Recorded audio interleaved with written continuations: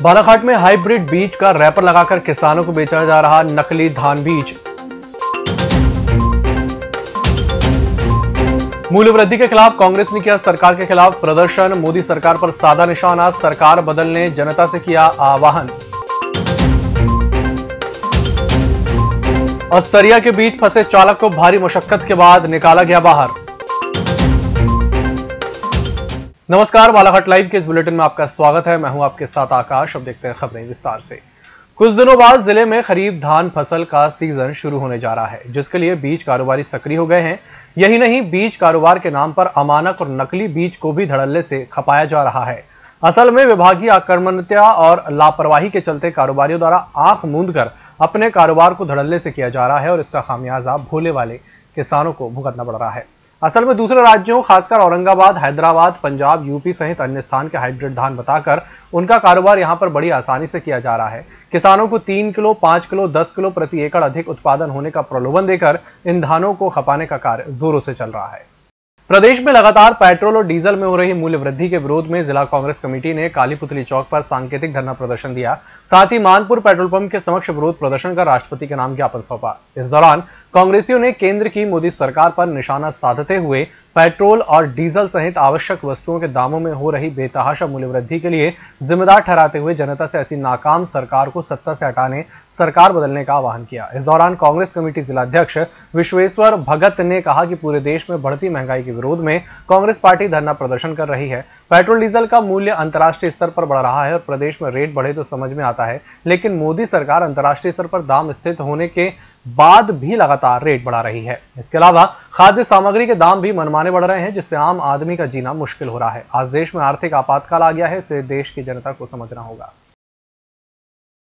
मोदी सरकार, अरे कोई अगर पेट्रोल डीजल का रेट अगर अंतर्राष्ट्रीय स्तर पर अगर कोई बढ़ रहा है और तुम रेट बढ़ाओ तो समझ में आता है, मगर यहाँ अंतर्राष्ट्रीय स्तर पर स्थिर रेट है और उसके बावजूद मोदी जी दनादन इसके रेट बढ़ाते जा रहे हैं। शिवराज जी इधर महंगाई की बात करते हैं और उधर अपने उनको टैक्सेशन बढ़ाते जा रहे हैं। आज हालत ये है कि 104-5 रुपये का जो पेट्रोल बिक रहा है, इसमें 67 रुपये टैक्सेशन केंद्र सरकार और राज्य सरकार ले रही है। अगर इनको जरा सी भी शर्म होती और मध्यम वर्ग, छोटा वर्ग को अगर चिंता होती तो ये इस तरह से उन पे बोझ नहीं डालते।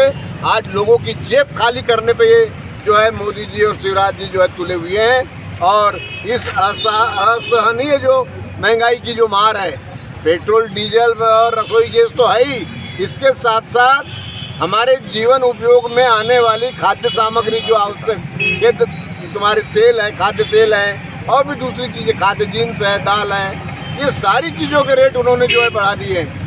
मकान बनाने के लिए छोटा सा अगर 2 कमरे का मकान बनाना है तो उसमें सीमेंट, गिट्टी, सारी चीज़ जो है महंगी हो गई है। तो क्या आखिर हो क्या रहा है भाई देश में? कैसे ऐसे में विकास संभव है? तो आज ये मात्र उन कारपोरेट घराने को लाभ पहुंचाने के लिए मोदी जी जो है इस तरह का ये आर्थिक रूप से आर्थिक जो संकट जो हमारे देश में ला रहे हैं, आर्थिक आपातकाल जो है आज इस देश में आ चुका है और इसको जनता ने समझना चाहिए। रामपायली थाना अंतर्गत ग्राम अमई से चिखला बांध के मध्य घाट कटिंग मोड़ पर सरिया से ट्रक अचानक अनियंत्रित होकर सड़क किनारे धंस गया, जिससे एक बड़ी दुर्घटना घटित होने से बच गई। हालांकि इस हादसे में 23 वर्षीय चालक गंभीर रूप से घायल हो गया, जिसे इलाज के लिए जिला चिकित्सालय रेफर किया गया है। प्राप्त जानकारी के अनुसार ट्रक सरिया भरकर रायपुर से तिरोड़ी जा रहा था, जो अचानक अनियंत्रित होकर ग्राम अमई से चिखला बांध के मध्य कटिंग मोड़ पर रोड किनारे गड्ढे में जा घुसा। पेट्रोल, डीजल, रसोई गैस और खाद्य तेलों में लगातार हो रही बेतहाशा मूल्य वृद्धि को लेकर शुक्रवार को कांग्रेस पार्टी के पूर्व विधायक मधु भगत ने सैकड़ों कार्यकर्ताओं सहित विरोध प्रदर्शन करते हुए राज्यपाल के नाम टीआई परसवाड़ा राम सिंह राठौर को ज्ञापन सौंपा। गौरतलब है कि पेट्रोल, डीजल, गैस और खाद्य तेलों की महंगाई के विरुद्ध केंद्र और राज्य सरकार को घेरते हुए सैकड़ों कांग्रेस कार्यकर्ताओं सहित पूर्व विधायक भगत शुक्रवार परसवाड़ा स्थानीय पेट्रोल पंप पहुंचे, जहां महंगाई के विरोध में जमकर नारेबाजी की।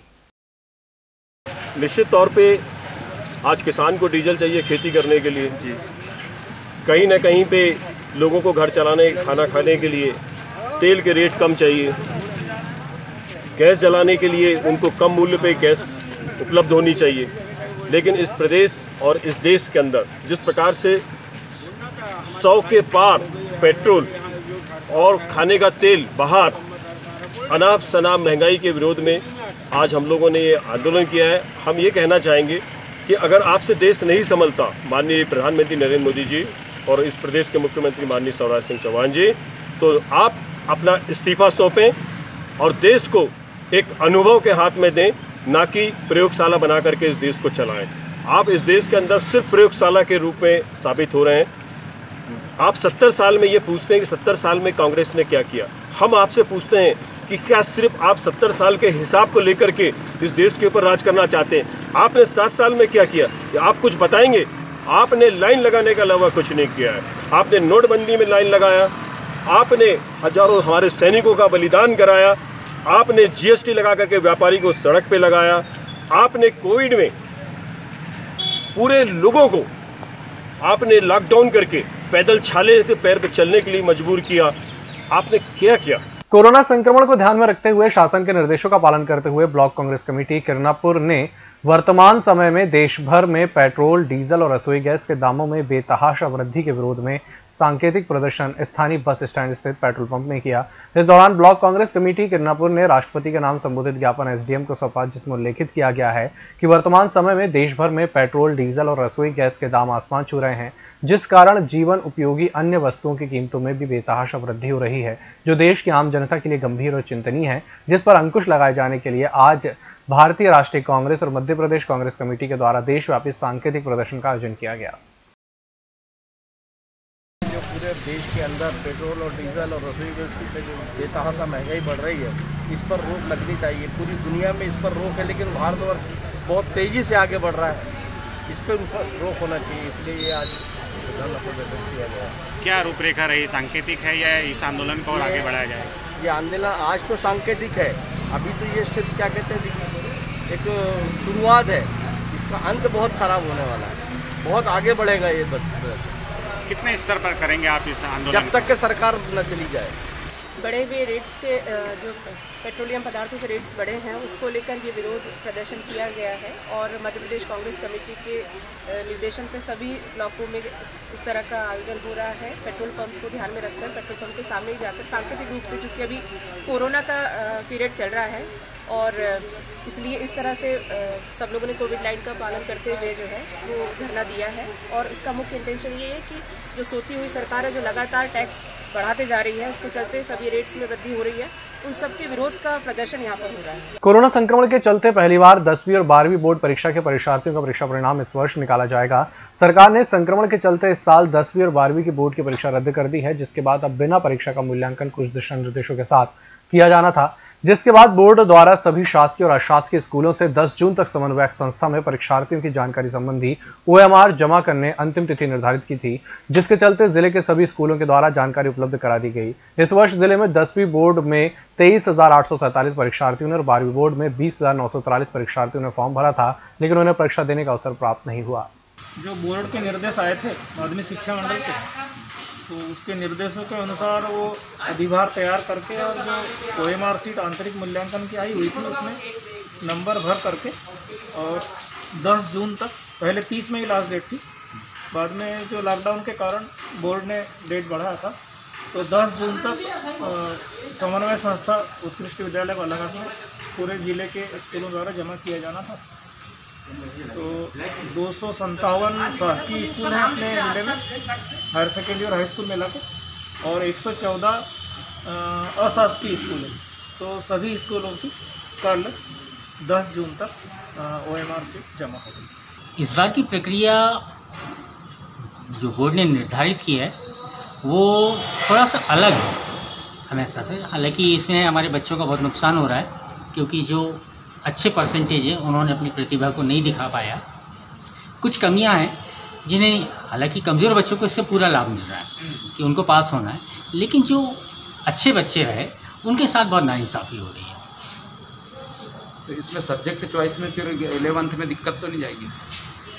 थोड़ी बहुत दिक्कत जाएगी, लेकिन जो अच्छे बच्चे हैं उन्होंने तो अपना परफॉर्मेंस इंटरनल और हाफ ईयरली और प्री बोर्ड में तो दिखाई दिया है। उसी को आधार मान के हम उनको सब्जेक्ट चॉइस में शामिल करेंगे। बोर्ड से आपको क्या निर्देश प्राप्त हुए हैं कि इनका जैसे रिजल्ट किस आधार पे कैसे तैयार किया जाएगा, कुछ जानकारी? जी, रिजल्ट जो उन्होंने बनाया है एक औसत निकाल के दे दिया है पिछले 3 सालों का सर्विस, उसके आधार पर ही हमको रिजल्ट बनाना है। उससे 2% पर हम नंबर को ले सकते हैं।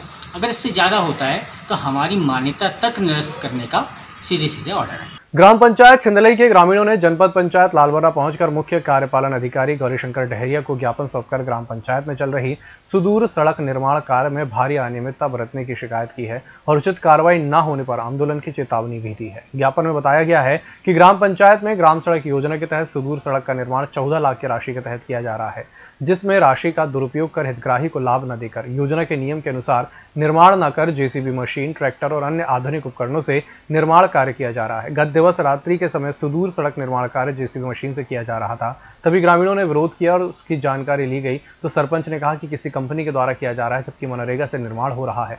इस तरह सरपंच सचिव और रोजगार सहायक शासकीय राशि का दुरुपयोग कर रहे हैं, जिससे ग्रामीणों में भारी आक्रोश है। पत्रकार पर फर्जी कहानी बनाकर रिपोर्ट दर्ज कराने के संबंध में जांच कर एफआईआर रद्द कर शिकायतकर्ता पर वैधानिक कार्रवाई किए जाने के लिए स्थानीय पत्रकारों द्वारा गृह मंत्री मध्य प्रदेश शासन के नाम एसडीएम और एसडीओपी को ज्ञापन सौंपा गया। इस दौरान वरिष्ठ पत्रकार आनंद ताम्रकार, आनंद वर्मा, मुकेश वाहने, महेश कात्रे, राजू चौधरी सहित अन्य पत्रकार उपस्थित रहे। ये घटना 8 तारीख की है और 8 तारीख की 9 बजे की घटना है। मैं साथी मेरा जो है कवरेज करके हम लोग वापस आ रहे थे तो रात में रोहितपुरी करके एक लड़का है, उसके साथ सोनू प्रतीक था। हालांकि सोनू प्रतीक का उसमें कोई रोल नहीं है, लेकिन रोहित प्रतीक और जो मेरे साथ जो लड़का रहता है उसका कुछ पुराना बात तो याद रहा होगा। उसने इकट्ठे उससे मारपीट चालू कर दी और नशे में थे, नशे में धुत थे। मैंने सिर्फ उनका बीच बचाव किया और वो जो बता रहा है कि मेरा हाथ टूटा, वो खुद ही इतना नशे में था कि उसको मारते मारते खुद ही फिसल के गिर गया और उसी को ये बेस बना रहा है कि मेरा हाथ तोड़ दी, मार दी। और ये आपराधिक प्रवृत्ति के लोग हैं। अभी भी ये 376 के सशर्त जमानत पर अभी बाहर है।